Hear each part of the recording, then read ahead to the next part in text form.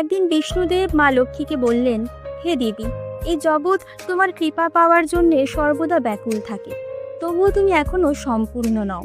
কারণ যতক্ষণ না কোনো নারী মা হয় ততক্ষণ সে পূর্ণতা অনুভব করতে পারে না। বিষ্ণুদেবের এই কথা শুনে মা লক্ষ্মীর মনে গভীর বেদনা জন্ম নেয়। আসলে পেছনে ছিল এক প্রাচীন ঘটনা। একসময় মা পার্বতী সকল দেবতাদের নিঃসন্তান থাকার অভিশাপ দিয়েছিলেন। এই কারণেই মা লক্ষ্মীও সন্তানহীন ছিলেন।